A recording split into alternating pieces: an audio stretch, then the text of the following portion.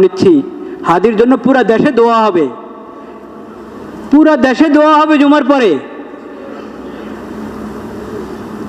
ওটা তো হাদি পাবে, আপনি কি পাবেন? সমাজ কি পাবে? সরকার কি পাবে? সমাজ এবং সরকার এবং দেশে শান্তি শৃঙ্খলা ফিরে আসতে হলে আল্লাহর বিধান প্রয়োগ করতে হবে। পেশাসের বিধান আল্লাহ যেভাবে দিয়েছেন সেভাবে প্রয়োগ করেন। মামলা ঝুলায় রাখবেন না, মামলা ঝুলায় রাখা এটা ইংরেজদের সভ্যতা। ইংরেজদের আইনের কারণে এরকম মামলা ঝুলিয়ে থাকে।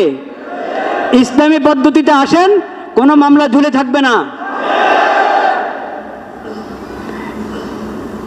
ইসলামের দ্বন্দ্ববিধি এবং ইসলামের কেসাস যদি প্রয়োগ করতে পারি আমরা সাহস করে, তাহলে ইনশাআল্লাহ সমাজে পূর্ণ শৃঙ্খলা এবং শান্তি নিরাপত্তা ফিরে আসবে। আল্লাহ রাব্বুল আলামিন সে তৌফিক নসিব করেন। এখন কি হয়, বিশৃঙ্খলা সৃষ্টিকারীরা জেলে ঢুকলে আবার জামিন পায়। বিশৃঙ্খলা সৃষ্টিকারী কেন জামিন পাবে? অন্যায়ভাবে জেলে ঢুকে জামিন পায় না, হয় কিনা এরকম ঘটনা আছে।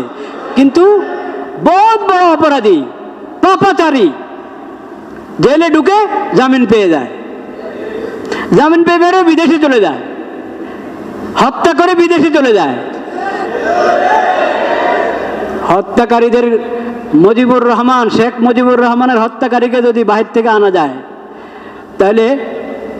তাহলে শরীফ ওসমান হাদির হত্যাকারীকেও বাহির থেকে আনা যাবে।